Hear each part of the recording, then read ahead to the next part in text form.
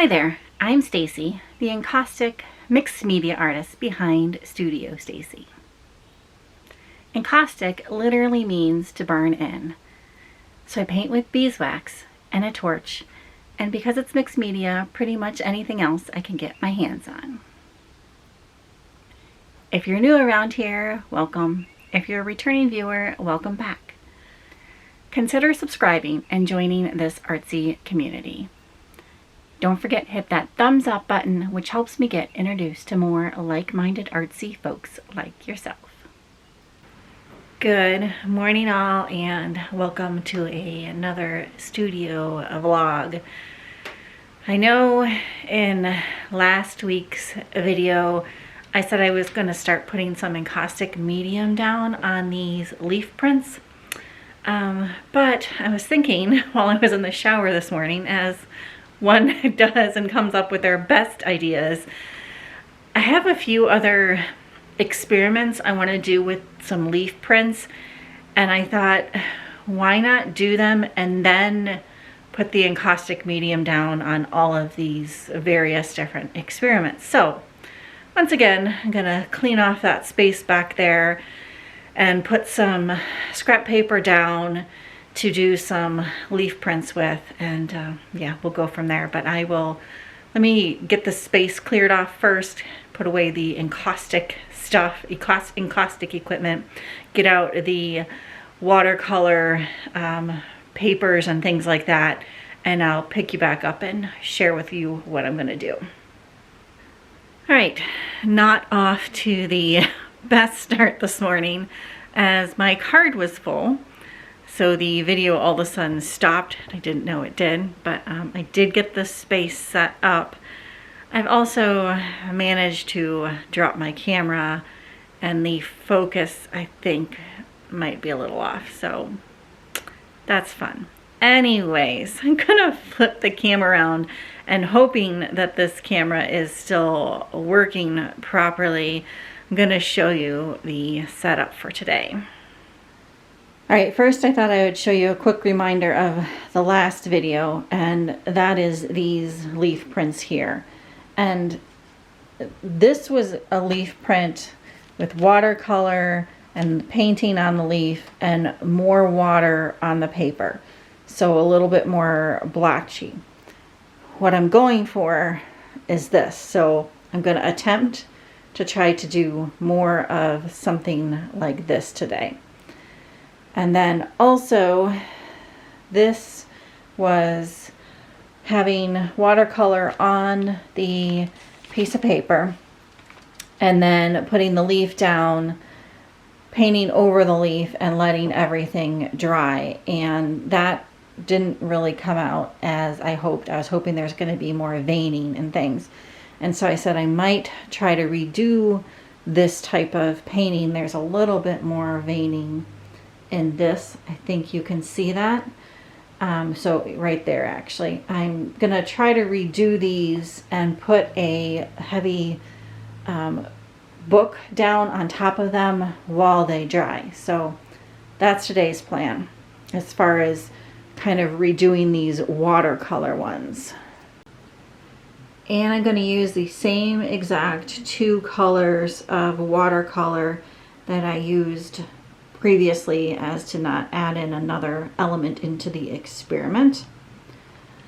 I'm also using the same exact sycamore tree leaves, hoping they're going to last at least one more time, maybe twice. Then I've also got out some Derwent Inktense sticks, so I'm going to experiment with those, and then also some Bombay India ink, two colors of that, and experiment with that as well. And then a couple of flat brushes, and of course I've got some water and stuff. So that's the supplies. I also have a stack of rice paper. This is the same, all the same rice paper. I just decided to not experiment with the various different kinds, just trying to kind of maybe perfect one of these techniques before I experiment and perhaps ruin. Hate to use that word, but more of the different rice papers. So just using the one, and it's Wenzu is the kind. And I'm going to start with the watercolor, probably stick you up on time lapse since you've seen me do these watercolor ones before. But I'm starting with the watercolor because I can easily rinse the brushes off without having to use a bunch of soap and water, which I don't have over here in the studio. So yeah, watercolor first. Here we go.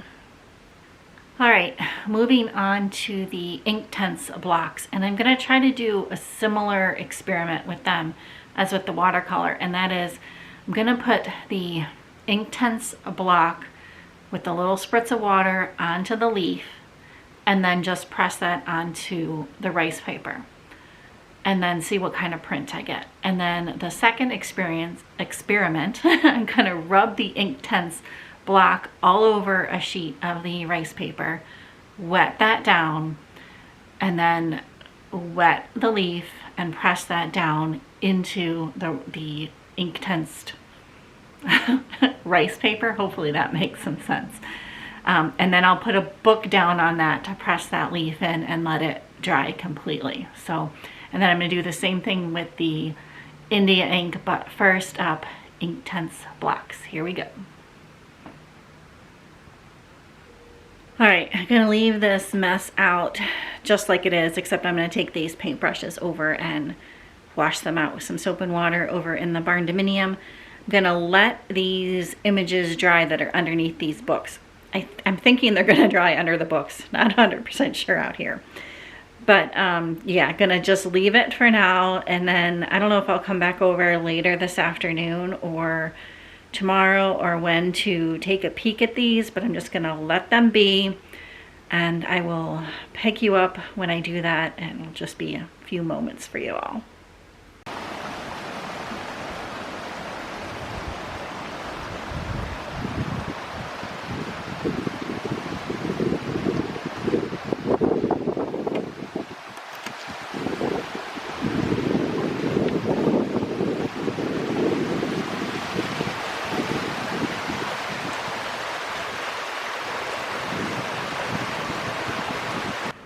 Hi all, in the studio, obviously, and hopefully you're going to be able to hear me because the river out there, our little stream or creek, is flowing like crazy. It poured down rain all last night, and yeah, it is rapidly running, so hopefully the volume is going to be all right with this one.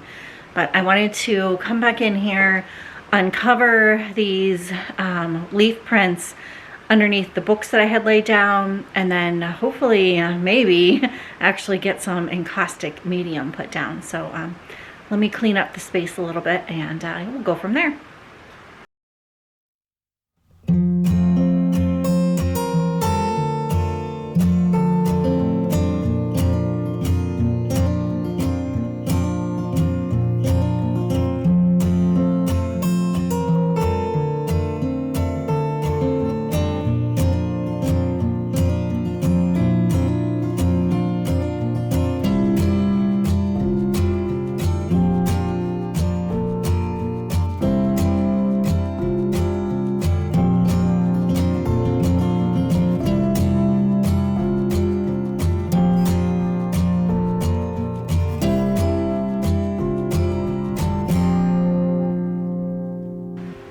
I have a couple quick thoughts, so I'm going to flip the camera around and share those thoughts with you all. First thought is on how these leaves are holding up, and I'm down to 4 of them. I think I initially had maybe 5, but at any rate, this one you can see is getting some wear and tear on it. This one has India ink on it, and India ink pretty much dries very permanently, so that's not coming off. But they are all still like pliable, if you will. They're not like really dried out yet, so that's the good news. I do think I might be able to get one more printing out of these, which was my goal, to kind of figure out what technique I like the best, and then do a couple final prints with that technique. And then I'll be using those final prints into hopefully a finished piece of artwork going forward, maybe somewhat in the near future. Let me flip the camera on again and show you these prints next. All right, this print is watercolor. This is the Inktense blocks, and this is the India ink, and all with that had the books on them. And the only really great comparison that I have is this is watercolor without the book on top of it, and you can definitely see a difference there. Putting the books on top of them really kind of smushed that leaf pattern into the paper, whereas this is just more of an outline. So same watercolor, same paper. This had the book on top of it, same technique except for the book on top of it. Hopefully that's helpful. And once again, I love the prints that this leaves behind, and this is just scrap paper again, but going forward I'm definitely going to be putting paper down that I can embed into or with the encaustic. This is, like I said, just that roll of white scrap paper, but yeah, I really like those kind of second prints, if you will. All right, and then here was the second technique. This was the watercolor, and I want to just pan up. This was the same paper again with watercolor, but with more water put down. Like I said in the previous video, the more water you put down, the less kind of prominent leaf veining you get, although you do still see some leaf veining in there, so you know, I don't know. All right, so then panning over, this is the Inktense blocks. And again, if I try to put these kind of side by side here, let's see. I'm not sure there's a huge difference between the watercolor and the Inktense blocks. I can't really see a huge difference. So if the watercolor I can keep from spreading out and running, when I embed it into the encaustic, I might just go with the watercolor. And then panning up here, this is the India ink. India ink definitely blobbed more, and I might have had a little bit more water on here, but the problem with the India ink is it does not spread as much. You have to add water to it to kind of really get it to spread, or you have to use a lot of the India ink. So I would lean more towards the Inktense or the watercolor, but again, I'm going to embed these into encaustic to really find out. And coming one more time back to these had the books on them. I love this one, how the India ink came out. And again, I don't know if that was the India ink that did that really nicely. I mean, you can just really see a nice crisp line here. The veining on here is, you know, wonderfully lovely, versus this is the watercolor. And you can see, you know, crisp edges, but I don't know, it's a toss-up. And it could just be that I like these colors better on the India ink as well. And then this was the Inktense. So again, I think that Inktense is probably out if I can get the watercolor to work, but this India ink one is really pretty as well. All right, I'm gonna flip the camera around here and show you what I've decided to use for these couple, to embed them into the encaustic wax. I'm using mixed media paper, just torn into strips. And so I'm gonna use that. I'm gonna put it down onto like a non-stick oven mat, just so I don't get the encaustic wax all over my work surface, because it's paper and not a cradled panel. I'm gonna, you know, brush it on, and it's probably gonna go all over the surface. And the oven mat, the wax easily kind of just flakes right off of it. So, but let me flip the camera around and show you these papers that I've decided to use. I'm not going to embed all of them because I don't think I need to. It's more, I just want to see what media will not bleed with the encaustic. I've already tested all these papers out and kind of have my favorite. And maybe at the end of this, we can walk through all of this again, as long as you're not totally sick of me chit-chatting here. But yeah, let me flip the camera around and show you what I've come up with. Oh, and I should say, I've decided to not use all of these papers just in case I want to use them going forward, in case these leaves don't completely continue to preserve and don't work out. I want to be able to, you know, use these prints, not waste them. All right, here's what I'm going to be embedding. This is gesso and watercolor, and as you can see, I've labeled each of them. And this is the clear gesso, and it has a lot of tooth to it, which I've embedded before and it's worked, but I just want to try it one more time just to see how the texture comes through and things. This is the India ink. This is the watercolor. Watercolor number 2. This is the one without the book being pressed on it, but I just want to see specifically if like this area bleeds at all kind of into this white to kind of just give me an idea. And then this is the Inktense blocks. So yeah, I just want to see if anything bleeds or what happens. The India ink should not bleed. I'm not real concerned with it, but I wasn't crazy how this print came out, so I thought, why not use it? And I'm also not real concerned with the Inktense, but again, might as well just verify. So yeah, let's get to put some encaustic medium down onto these mixed media strips here. And I'm just going to stick you on time lapse because you've seen me do this before. I'm just sticking clear medium down onto this paper. Going to probably do 3 to 4 layers. Going to use my heat gun because I am working with paper, so don't want to catch anything on fire, yada yada yada. If you're not new around here, you've heard all this 1,010 times. So yeah, let's get going, and then I'll pick you back up at the end of it to give you my final thoughts kind of on everything.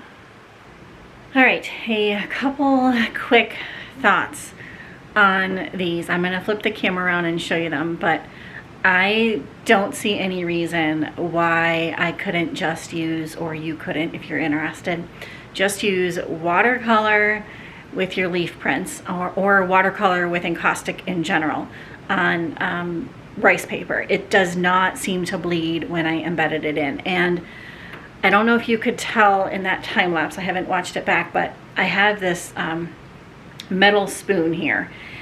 And I heat this metal spoon up because obviously metal conducts heat and holds heat. And sometimes I use it just to press down all the areas of various different thin papers. And I was really kind of over pressing this down, over, if you will, remelting the encaustic medium, just to make sure, kind of purposely trying to get things to run. And that watercolor stayed in place. I could really not see any of it running. None of it came off on the back of the metal spoon. So I think it's really gonna work out nicely. I definitely don't see any reason to put watercolor with the gesso, the clear gesso. And it makes me a little nervous because although I have heard other encaustic artists using clear gesso, it is acrylic based clear gesso. So it just makes me personally a little nervous. Like I said, I've heard of other artists using it, and I highly recommend, if you're interested, giving it a try, see what results you get. But I'm really happy with these. So let me flip the camera around and show you them. Okay, here's the India ink, perfectly embedded. And I meant to tell you, I put a layer of clear encaustic gesso just on portions, like on this upper half on all of these, and just to, again, just make sure there was no running and it's perfectly stable. This was the Inktense blocks, again perfectly stable.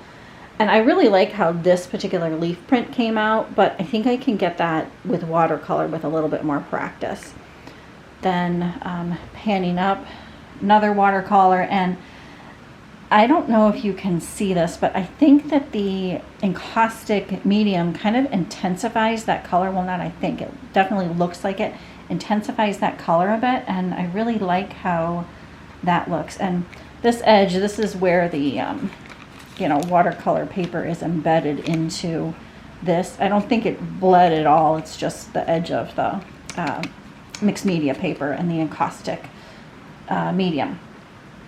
This is the gesso and watercolor, and you know, this has a tooth to it, so it's not quite as smooth as these, just the plain papers, because it has the clear gesso with it.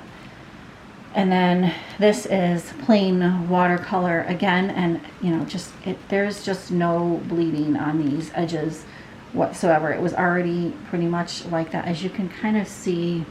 I get my finger out of the way, hopefully you can see that. It's, you know, already a little bit kind of bleeding into the paper. The encaustic medium didn't do that. That's just the nature of the watercolor.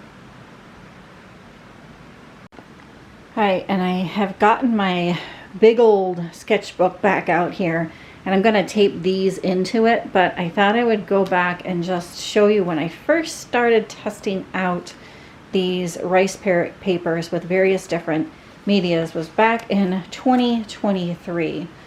So this has been going on for well over a year, a couple years actually, I believe.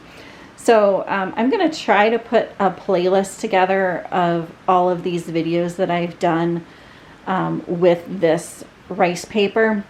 Some of them might not just be with leaf printing, but I'll try to put that together and link it down below. But I just thought I would kind of flip through here. I think, yeah, this is the beginning of it.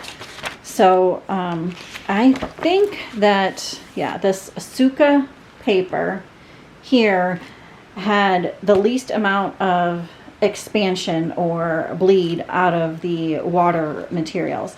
Now it is also the thickest paper, and I think I have it noted further down here.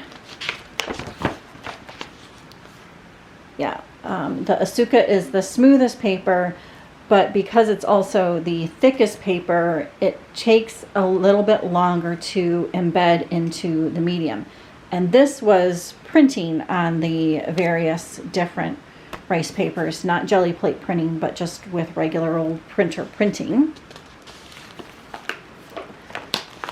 So, and again, I'll try to remember to get a playlist together and link all these. Then this was messing around with the clear gesso and watercolor with jelly plate printing. And that brings us to today's video and basically last week's video. So hopefully all of this information is helpful for you all. It's definitely helpful for me, and I think I'm narrowing it down as to what papers I want to use. The downside is the Asuka paper, which is what I was thinking about using, only comes in 8.5 by 11 sheets, or at least that's all I have it in. I'm going to see if I can't get it in a roll, because the thing with these papers, and let me flip the camera around one more time and try to explain this better. All right, you can see it on this. This paper ends right here, and you can see, you can't really feel the edge, but you can see a definite line here. So if, when you're embedding papers, even these thinner papers, if you don't want to have a line here, you have to figure out how to kind of, what to put over that, how to cover that up, that type of thing. Hopefully that makes some sense. And I'm thinking about using these as a background collage, and then putting more stuff over top, so that edge I might be able to blend in without a problem. But it would definitely be easier if I could just do these leaf prints all on like one big sheet of paper, and then embed that one big sheet of paper, even though it's harder to embed a larger size papers to keep wrinkles out and such. But yeah, things I'm thinking about, things I'm going to do a little bit more research on, but hopefully you're finding this helpful. And if I could leave you with one more little Studio Stacy tidbit piece of advice, and that is to experiment. Don't be afraid if something takes you over 2 years to really kind of iron out and figure out, you know, that's just the process of art. Some things come together lickety split and some things don't. And I think that a lot of times when you're like, this is a whole new series, right? I have not done this before. I've embedded papers before and things like that, but I have not specifically ever done this particular process before. So it takes a while to figure out. And so, yeah, we're getting so close. I am getting so close to actually starting to create a painting out of this. So that's good news. All right, I'm gonna leave you all here for this video. I'm gonna get to editing it, and hope you enjoyed it. Hope you got some tidbits out of it. If you did, please give it a thumbs up. Also, I would love to know what you're experimenting with. Are you like starting a new series, experimenting with new things? Let me know down there below in the comments. Obviously, if you have any questions on this process, let me know that as well. And yeah, we will see you on the next one all. Thanks so very, very, very much for watching. See you on the next one. Bye for now.